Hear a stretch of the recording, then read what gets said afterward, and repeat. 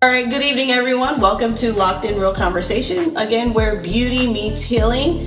I am your host, Unique. We are at It's a Wrap Clothing Company, owned and operated by Jerome Franklin. We all know him, OG barber, now transitioning his business into marketing for clothes. So see him for all of your clothing, design, personal design needs, banners, postcards, business cards, whatever you need, right here.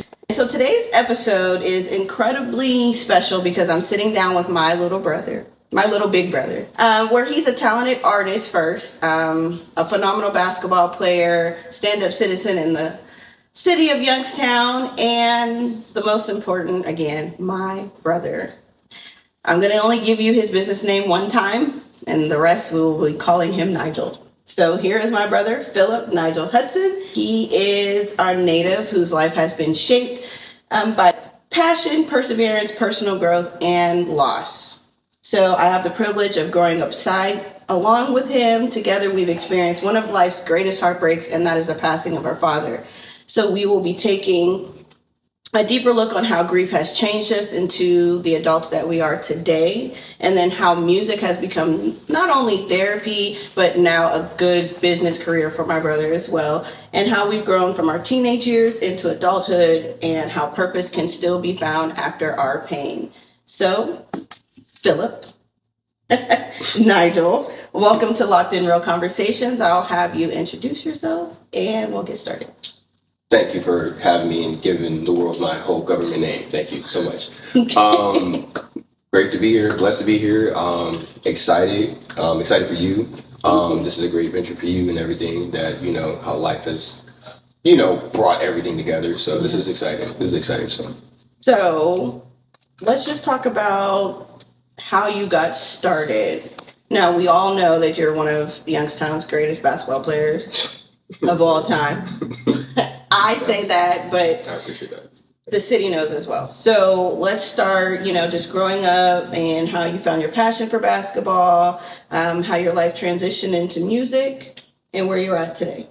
Okay, so thank you for the compliment. Yeah. Great.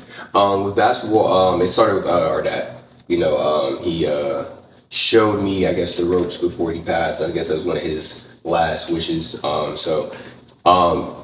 Basketball to me was almost like the last gift that he gave me, and I used that to the fullest of my body and my abilities, to be honest with you. So I think that with ball, it got me to places I never thought I would be able to go. It got me to college for one. Yeah. You know what I'm saying? I wasn't the greatest student. I was, CB average. It wasn't, the 4.0 guy. I was never that. Although I do seem like I'm incredibly intelligent. Very intelligent. But I would say that, basketball got me to college. I skipped prom for AU tournament. And that particular tournament got me to the school I went to. And then from there, it was just, how life rolled the ball to me. Oh, absolutely. So, yeah. Well, that's good. I mean, I couldn't have been your prom date. Oh, absolutely not. So let's dive into your music career. So most people see you as an artist, Nigel, and they love you all over Ohio, New York, Atlanta. Cali is your biggest fan base. Yeah. So shout out to Cali. Shout out to Cali, yeah, for sure. So they don't really know you behind your music. So they kind of get a gauge thinking, you're a cool guy, but you're probably not. But so take us back to high school. When you think about who you were then compared to the man you are now in your mid-30s, what has been the biggest area of growth, and how did music help you get there?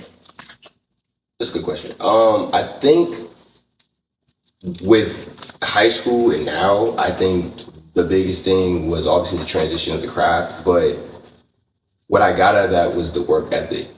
Like with ball, it was go to the gym, weight room, get shots in, like in the third.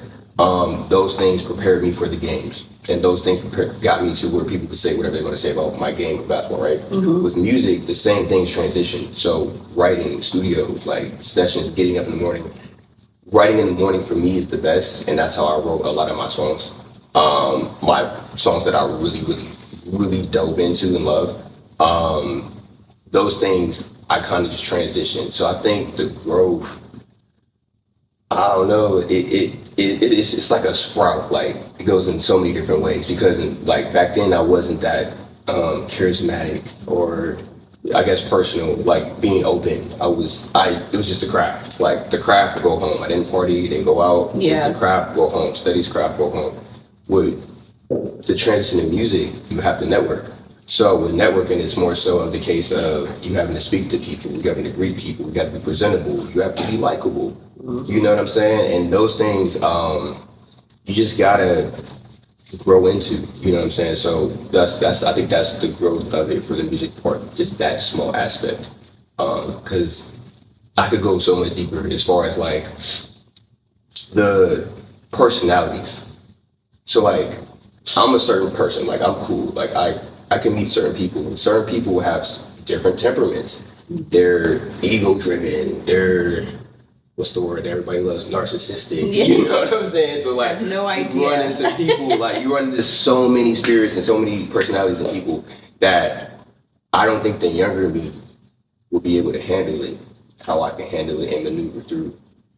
If that makes sense, because you have to grow into being your own person to be able to stand like, no, I don't rock with that. No, that person's a little iffy. No, I can't do that. Or I like their energy. Let's speak to them. You know what I'm saying? So I think that's the biggest thing for growth for me as far as that small aspect too. Yeah. So basically, less vulnerable that you would be as far as making your decisions. Say if your music career jumped off at 17.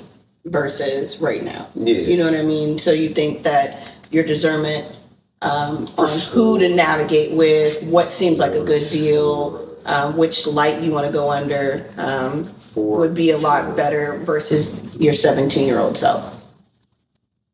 Yes. In a certain aspect, yes. Because you gotta think it's two different crafts that we're talking about here. So one craft, you don't have to be that likable to be successful in. Yeah. With basketball, you don't have to be that likable. You could be really good at your craft, really good, and go really far, and don't need to have that many people in your corner. With music, my God. Like, think about it like this. For certain songs to make noise, right, they need to be marketed. They need to be known about. You need to cultivate a fan base in music. Rather as basketball, you go out there and get 40, people know you got 40, they can read in the newspaper.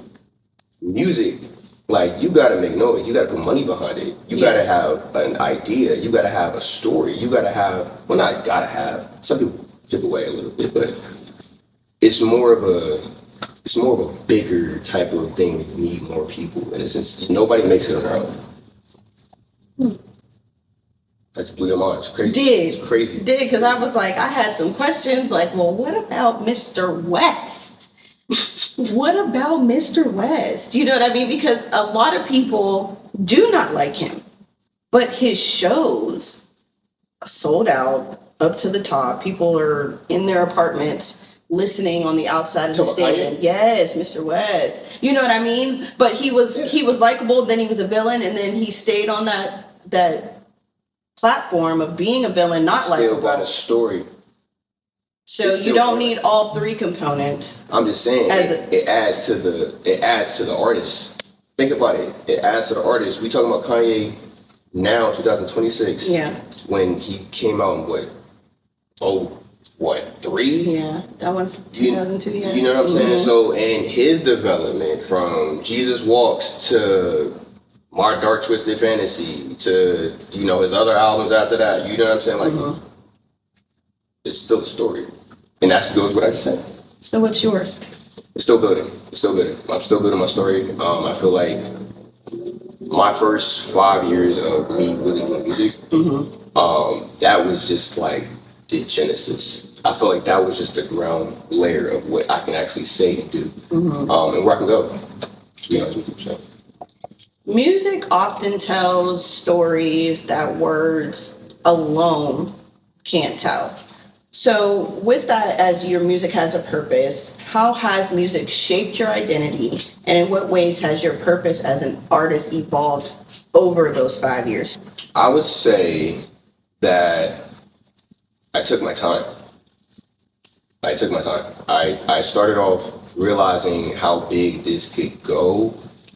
Granted, I'm not at the Grammys yet. I've yet to go to the BET Awards yet.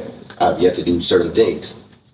But I knew that, okay, you got to start with a plan. You got to have baby steps. You got to have goals that you can reach. I always say, every interview I do, I always talk about the goals. Yeah. Because you got to have a target.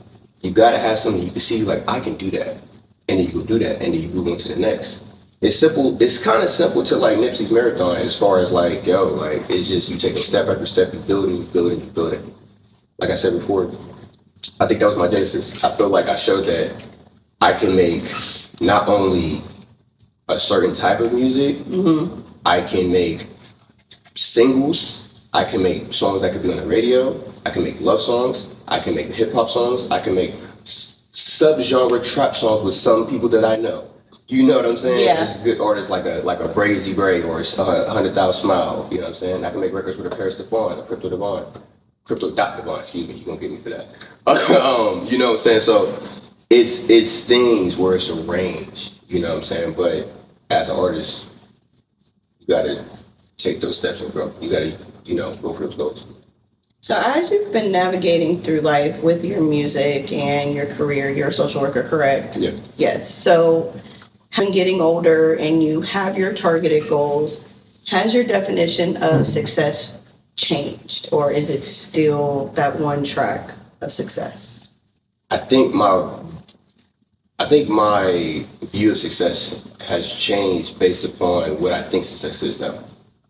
Now I think success is more family. Now I think success is not only just me, but my fellow comrades and my friends that are also in the same business as me, or even if they're not, bring them to the light as well.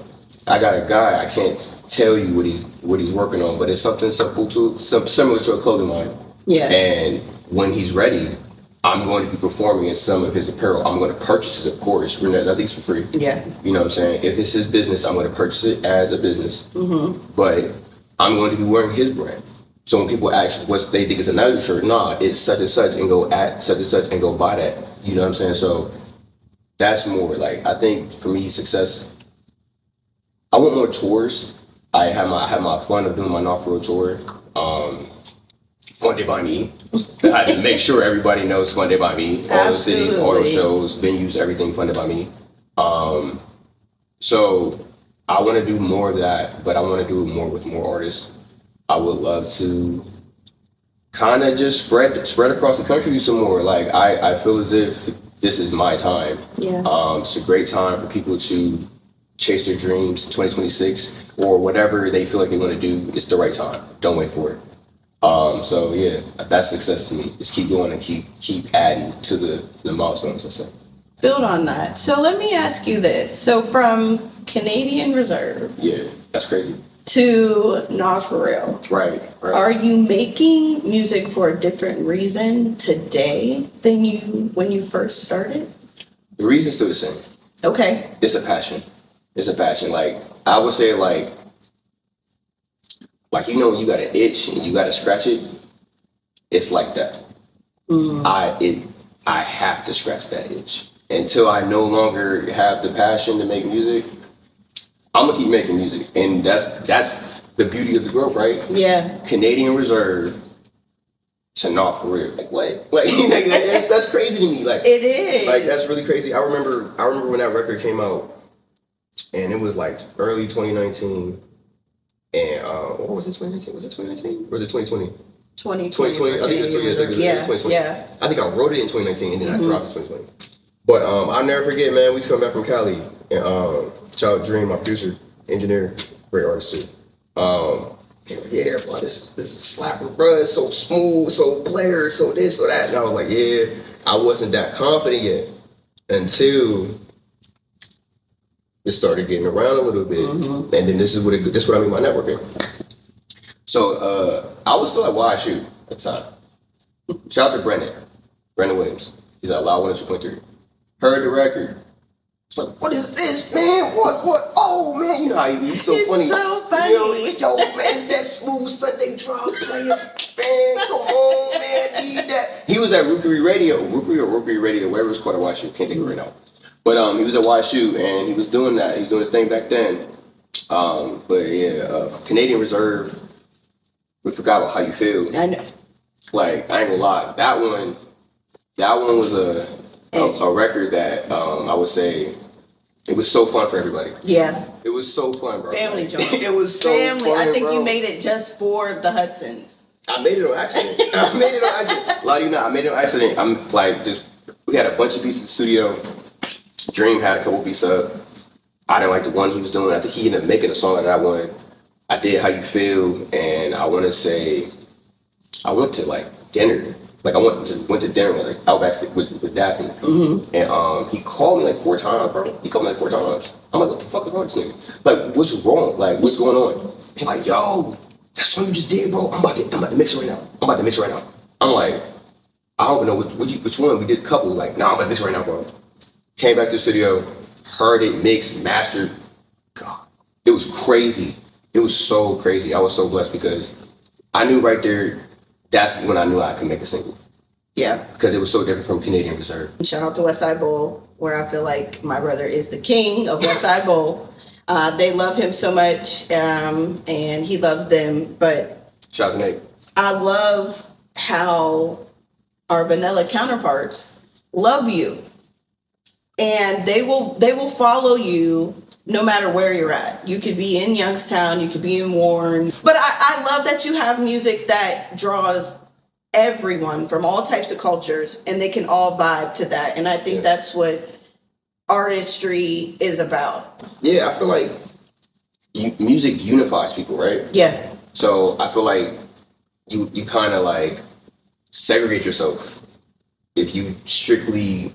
Now, some people are really good at making music strictly like for their people, and it just branches out to the world, and other people just love them songs, right? Yeah. But I feel like, you know, it's cool to have an open pen. It's cool to just be open to different things. Since music does bring us all together, and there's another thing that always could bring someone together, and that is loss of a loved one, your favorite artist, a favorite influencer. So a lot of people have been passing away over the weekend, our content creators, loved ones in the city, things like that. So we all have in common that grief does change us.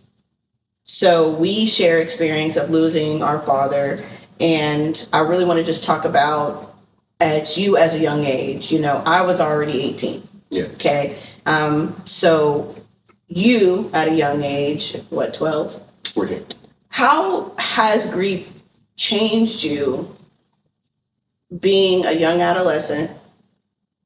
How does it affect you and how you write your music? But also as a man, like you lost dad right into you growing into manhood. Yeah. So how does that change you, and what can you use it to further push you in your careers? Okay. I feel like it's like a two-parter. It is. Question. But I feel like it at that time kind of made me into like, okay, all right, before he passed, right? Like before he got too sick, right? He would always, before he left for work, would come tell me, yo, you're the man in the house. You got to do this, make sure the door's locked, X, Y's in the third, make sure the trash, no dishes in the sink, everything. Then you can go to sleep. Yeah. Cool. When he passed, I became the man of the house. Legitimately. Yeah. So all of that, it's sad, but all of that childhood stuff that you would have got to experience as a young teenager, adolescent boy, I didn't get to experience that. He is not here. He's never coming back. And I had a harsh reality. Like, it was harsh. But it helped me. And another thing that we got to piggyback back to, basketball. So I didn't really have an emotional state at all because my emotions went to the game of basketball. Mm-hmm. So I would get my, Social Security checks or whatever because he passed, whatever. Yeah. I would give that straight to my mom. And I would literally, here's that. My mom would take care of all the bills, give me some money back. And I would go about my business and go straight to the gym because I couldn't compute. Like I couldn't compute other emotions. It was just anger and sadness and focus. And the only thing I could focus on was basketball. I guess we could say that grief made me good at basketball. Because you couldn't channel. I couldn't channel it. There was no way I could channel that anger. It was no way, but I could channel that anger and go and make it 500 shots and not getting tired. Yeah. And then go play 5-on-5 after that. Like, oh, for sure. You know what I'm saying? It's a different type of, this is one thing I learned too when speaking to people. You never know what people are going through. Yeah. So imagine all the people that crossed me through those times in those years back then, and they didn't know what was going through my mind. But I'm just scoring. I'm just doing whatever. I'm intense. Do you feel like you had enough drive and passion if Daddy was still alive that you would put into basketball? I feel like it would be bigger than basketball. I feel like I would have got more teachings on other things because you got to think I probably cleaned the basketball so much because that was the last thing he taught me. Yeah. You know what I'm saying? If he was to teach me how to manage money or something, you know what I'm saying? I'll probably be, a little bit more branded or something like that. But I just feel like at that time, the psyche of a 14-year-old boy, I just cling to the last thing that was the biggest memory of him. So when I shot by myself, it felt like I was shooting with him. You see what I'm saying? When I was running the miles, it felt like he was running next to me. When I got tired, it felt like, nah, you're not tired. Get up, keep going. Yeah. You see what I'm saying? So I truly believe that because I don't think I would have been able to go to college. Think about that. I didn't have the mind to stay focused on anything else but just trying to get back to a gym or trying to get back to a court. It's almost like a drug. What kept me in line, out of jail, out of shootouts, out of all types of stuff that would have put me in negative situations. The game of basketball had me there. But the reason why I was so stuck to the game of basketball because I was grieving for our father. See what I'm saying? Yeah. It get crazy. It get crazy when you sit there and think about that. Yeah. Like, my God.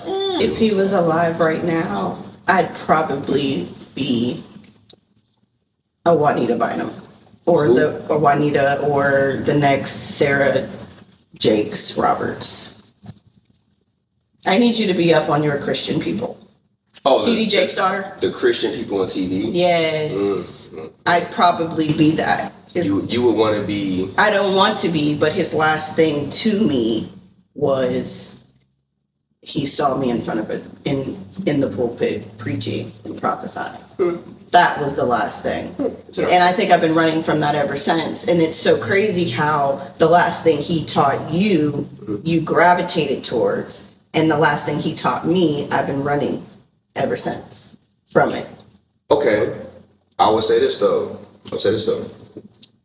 Are you running now? Because now look what you're doing. You are now trying to reach different people. Maybe the pulpit is just maybe the pulpit isn't as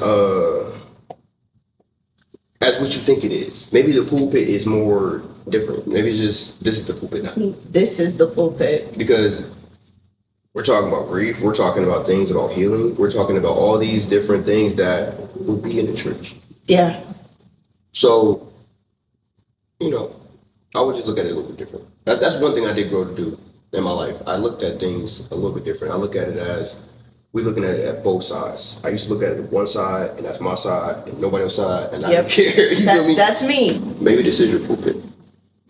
This is why I love you. I love the fact that you can bring different perspectives out of me. I love the fact that you can sit there and look at a situation and you can see all angles of it and you can provide feedback on that. And I think that's something special as a young Black man who's been through a lot, that you can sit up here and say, I haven't been in jail. You know what I mean? I don't have, that famous line off of Drumline. I don't have a whole bunch of kids running around. You know what I mean? You have that, and I think that's my reason why you're my favorite brother. Favorite brother. That's a great title. Woo! Lord. I'm taking that to home. Taking that home. As a Black man, in conversations around grief and then emotional health, of course, are not always welcomed, encouraged. So oftentimes, not saying that this is what you did, but oftentimes we try to put our grief into something else. So I'll just say, when Daddy died, I came back and I worked like 10 days straight. You know what I mean? Like, there was no time to like grieve or see that. Or when my grandfather, who died in 23, died in front of me, I came back and I did 6 to 7 heads that next day. Didn't even think about it. They're like, didn't you just say your grandfather died? Yeah. Since you're in social work, and if you ran across someone who was grieving and they just didn't know how to express their emotions, how would you kind of encourage them to let it out or find an outlet? Take your time. Like, I'm gonna be real with you, 1,000%. I didn't kind of get over our dad dying until 2024, 25. He died in 06. Correct. Died in 06. So there's no correct way. I would say this, like, whatever is the best memory, whatever the best, because it helped me. Now, I'm not saying me. What helps me won't help you. But it might help someone. That's what I'm saying. It will help someone, but I'm just saying it won't help everybody. And that's what they have to understand. Like, everybody has to kind of find their own way, in a sense. What helped me, I'm a passionate workhorse type of individual. Yeah. Where, okay, this happened, I gotta go back to work now. I would say just take your time, because you're gonna have your up days, you're gonna have your down days, you're gonna have your days where you thought you just saw them. That's the worst. That is honest to God the worst. Or I heard his voice. Or I heard his voice. Yeah. And I'm not talking about you got a voicemail and you play the voice. I'm talking about you're in a public place and you hear their octave, their tone. You can't tell nobody how to get over that. No. You can't tell nobody how to fix that. But what you can tell them is remember the good times that you had with that person. What you can tell them is remember the times that you felt the warmth of their presence. That's what you can tell them.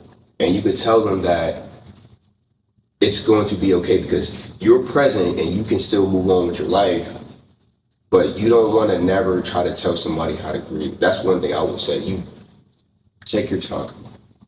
You saying that it took you that time, all that time to grieve properly. I don't feel like that I've grieved Daddy in the way that I should have. What makes you think that? I just put it to the back of my mind. I immediately went into what I need to do and things like that. Like, I never gave another thought and then just think about it, not even trying to bring in that. Right at Daddy, I don't even know if you remember, but our oldest brother got picked up by the feds right there. Yeah. So then my mind went from, we're putting Daddy in the ground, but now I have to worry about my brother being taken. Yeah, you know what I mean? At the same time. And so I'm sitting there thinking like, now I gotta, let me get the call, let me get the lawyer, let me do this, let me do this. So then days just went on. I was just totally focused on him and the kids and trying to figure out what life was like and trying to remember all the teachings. And then I was just like, okay, forget about it. And then the days, the Christmases, his birthday, me going to the gravesite, they slowed down, stuff like that. And so now in 2026, where I'm at now and where I feel like God is calling me, it's calling me for the remembrance of my father. And I didn't grieve. Instead of trying to go straight to his teachings, his preachings, things like that, I'm still thinking, I miss my dad. I wish Daddy could see this now. Let me call him about Philip. You know what I mean? Like, and I can't. Yeah. And so that kind of puts me in the back, and I just wish I knew some ways to grieve versus pushing it down and moving forward because I have work, I have kids. Then, make sure you're okay. Make sure Betty's okay. Make sure all of us is okay in our life now instead of taking the time to really grieve. And so I think you giving me permission to grieve how I need to grieve makes me feel a little bit better. Everybody has a role in life, right? Yeah. When he passed, his role split. I had to take care of my mom and the household that he established, and then you had to take care of the siblings. Because the first thing you said was, we was putting him in the ground, and our brother was being taken away. And what you had to do is make a split decision on, okay, Philip's going to be okay. Let me worry about David. And what would Daddy do? What would our dad do? Worry about David. Exactly. Because he instilled in me the values to be okay on my own. Yep. Because what happened when he died? I was okay. Yep. My mom was okay. I was able to figure out how to help with utilities. I was able to do everything I needed to do. So, now he got permission, my nigga. But I would say take your time on what you have to do in order for you. Yeah. Because unfortunately, in our bloodline, it comes from us. Oh, don't start about that. No, I'm not. I'm not. But in our bloodline, dusty in here. in our bloodline, we are stubborn and we are workhorses, and we tend to put things to the side. We don't got that much time to be doing that. You know what I mean? So take your time with grieving. So our brother's getting arrested, and then I have 1-year-old twins that are now being dropped off at the cemetery, and I'm trying to figure out what to do. So that's wild. But thank you. See, again, insight. Let me ask you, have you ever, and shout out to Brazy. Yeah. And the loss of our cousin Brittany. So she's dedicated albums to her sister. Yeah. But have you ever written a song, even if it was like a joint that you can bop to? Did you ever write a song that processed your pain, your grief, or your emotions that you couldn't just express in maybe talking to me or talking to Daphne or talking to mommy?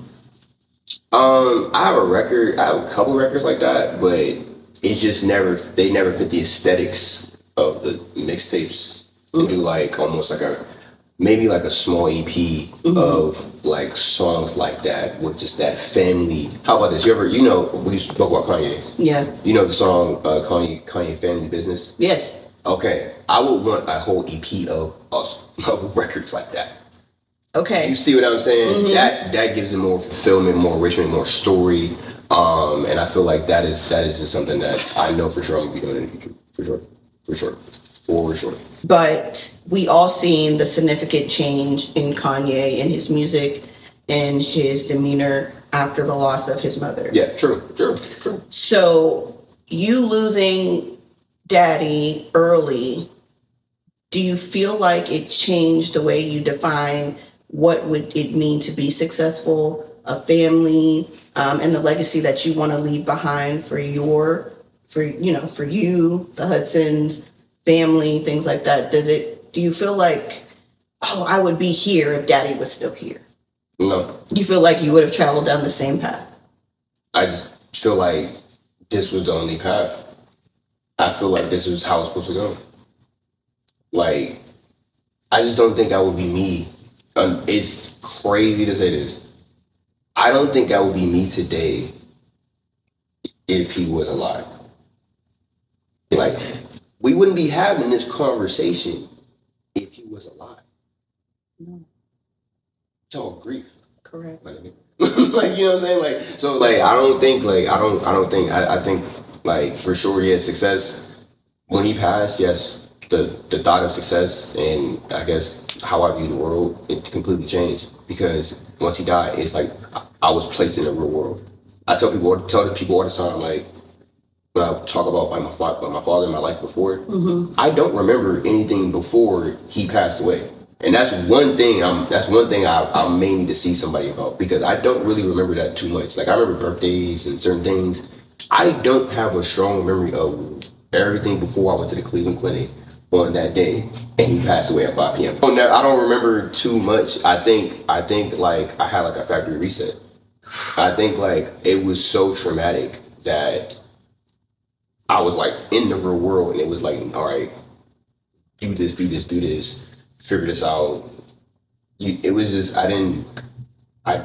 And to kind of sum it up for what we're talking about, the brain protects itself. Yeah. So when you hit certain traumas and things like that, and you can't remember it, and this is kind of like is the most messed up part about it, is because like, you know, through like sexual assault or something like that, and they're trying to testify about it, and they really don't remember. Now they question their integrity. But the brain is so powerful that something that traumatic happens, it erases the things that it feels like it's protecting you from. And that's so significant in the grief process. And sometimes certain dates, certain scenarios are kind of blocked from your memory because it may cause the body trauma. Like, we would watch a movie and Mortal Kombat was his thing, and you loved Mortal Kombat, and you still do. we would reenact the scenes, and it was so crazy because Dad would like when we were getting blown up, he would like take like a match and like blow it up and like put it in the camera, and then the next scene, then we're like jumping, like we like got blown out of a building, and that's such a core memory for me, and for the fact that you can't remember that, it's like, but it was a beautiful. Oh man, we should have rehearsed this. It wouldn't have been as good as no. Oh my gosh. Okay, so let's just transition. So eventually, hopefully, you and Daphne get married. Yeah. Have children, things like that. So you got Daddy for 14 years. Yeah. And so what would you want your children, your grandchildren to remember about you as a person beyond your music? I just want to be present. I want to be present because the things that I used to envy so much growing up is like when my mom was sitting in church on Father's Day, and I would see all like the other kids and their dads be there, and they'd be so proud to be with their dad. And I would just be there because I had to be at church. Yeah. And it made me feel a feeling that I never wanted to feel. And I stopped going to church on Father's Day. And I probably won't go until I'm a father, to be honest with you. Yeah. But I never want to feel that feeling. I never want my children to feel that feeling of not having their father. Death, not being in the father's life, regardless, bro. I want to be there. I want to be present. Just how you just had a memory from when we were younger about Mortal Kombat. Like, you gotta think he was there. Like, what dad does that though? That's what I was sitting there thinking, like, what dad? But he was there. Yeah. You know what I'm saying? And you have that memory in your head. I have the memory of him showing me how to play basketball and him shooting and all that. So like, he was there. So that's one thing that I took. Also, you know, having discernment and always looking ahead. He never was a guy that was staying in the present time as far as what's going on now. He was always 5 years ahead. It was never next year they're coming out with the new model. Nah, he was like, in about 6 years they're gonna be doing this. Just biggest thing is being present and always looking ahead and being prepared, because he prepared us. So that's one thing. Okay. I love that. He was definitely ahead of his time. A lot of people always focus on the loss or what they could have, like, oh, I wish Daddy could see me in my business now. I wish Daddy could, but those moments that we did get are the most impactful moments. He can see. That's the crazy part, bro. He can see you. Think about all of the successes that we've had, small wins.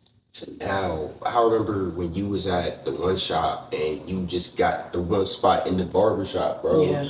And you was just starting the hair, bro. Now we're here doing an interview about grief on a podcast, bro. Like, he is here. Everything that he instilled in us is showing you that he is here because we're doing things that he used to do. He was, if you want to break it down, as a pastor, public speaker, life coach, what you talking about? Like he was able to be there. He was an empath. That's something I'm not.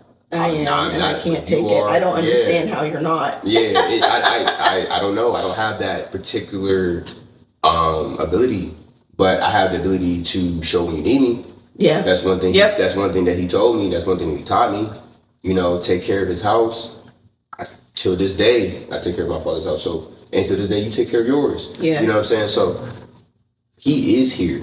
by the teachings that he showed us, bro. And that's how I think that's how we become so successful in our own marriage. So, one last thought-provoking question.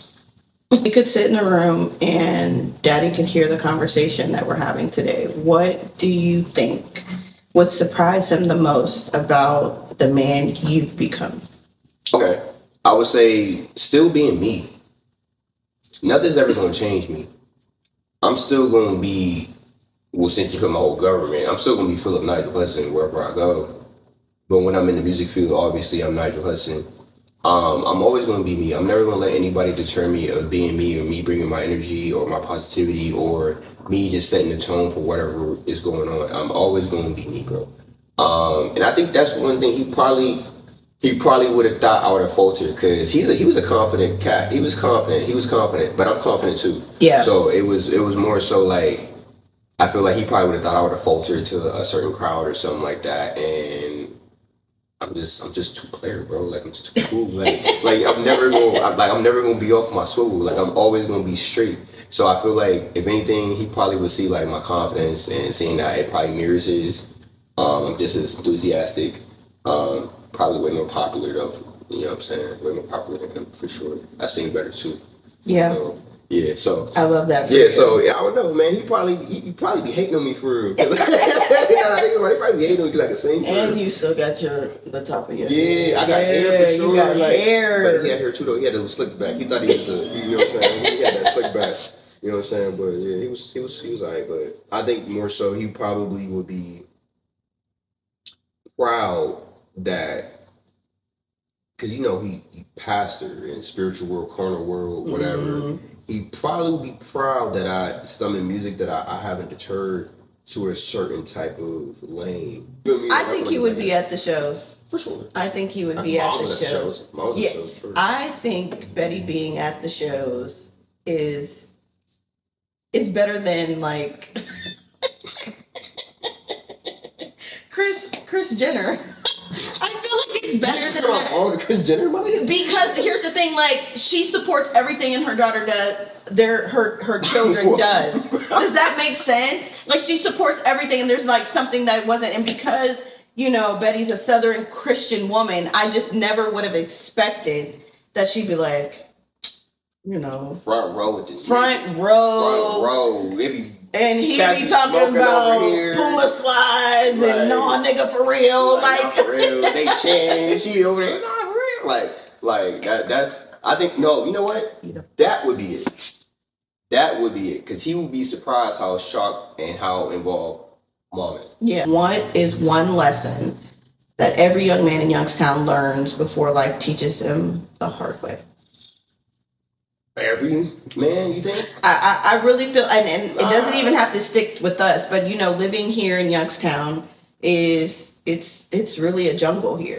Okay, so I would say living here in Youngstown, based upon whatever you do, you're always the underdog. Here, no matter how big you get, you go to the next city, the city is bigger than our city. Like from here to Cleveland, Columbus, Pittsburgh, New York, DC, Arizona, you know, they're way bigger than us. So you gonna have that chip on your shoulder. I feel like everybody here just has that chip. Even Warren, like guys Warren too, like they have that chip on their shoulder where 3-0. You know what I'm saying? Like Warren. Akron, they have that chip on their shoulder. So I feel like that's one thing that they just gonna naturally have. Yeah. That's what I can say. Now, your personality and what you do and how you are, that's you. But if you from this area, for sure, you're going to have that chip on your shoulder. You're going to always feel like you got to prove something. You're going to always feel like it's not enough. And that's the hunger, and that's good. Mm-hmm. But you got to move accordingly. But that's just one thing I think that everybody will have or maybe go through. They're going to maybe feel like they're always going to be the underdog. I really want to thank you for taking the time out and coming on here, because literally the conversation reminds us that healing doesn't erase our pain. Right. And it teaches us how to live with it. And behind every song is a story, a journey, and trials and tribulations that we have to get out. Yeah. You know what I mean? And behind every performance is person. So behind Nigel is definitely Philip. And every smile somebody, like you said, you don't know what they're carrying. So they could be carrying grief all the time, and they're, working, and they're trying to grow and heal and still be a part of society. Everyone that walked in this building is carrying something. That's the hard part, bro. When you hurting and you still gotta keep pushing. Yeah. That's the hardest part. I would say this though. When you in those moments and you are severely hurting and you have to keep pushing, you got a kid, you gotta go to work, you gotta do whatever you gotta do. I don't know what you believe in. I believe in my God, Jesus Christ, Lord and Savior. I would find something to put your pressure on. Like I would suggest that for real. I would suggest whatever you feel is the need.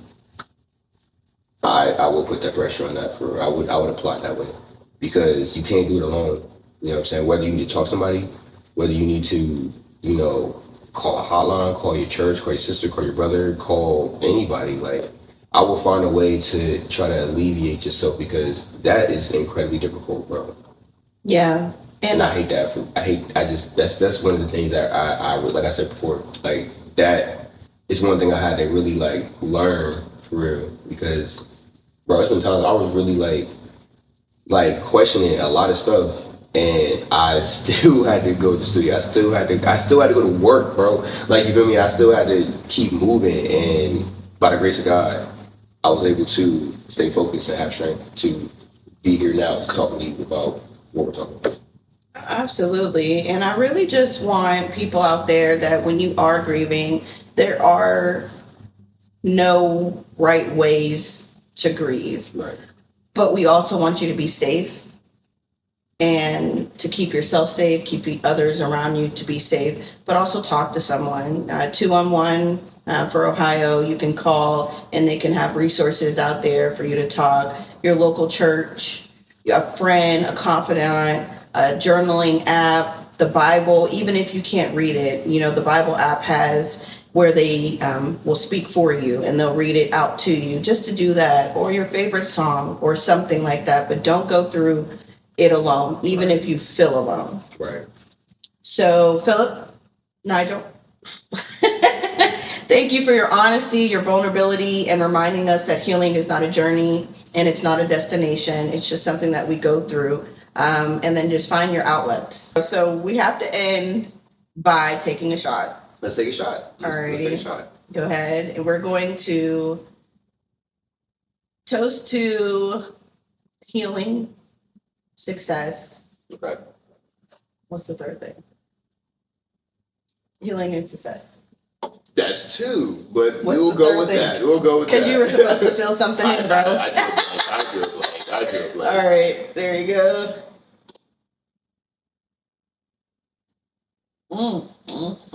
So to everyone that is listening or grieving, growing, or just trying to find your way, the story isn't over. So thank you for tuning in to Locked In Real Conversations. We will see you here next Sunday at 8 p.m. Have a good night.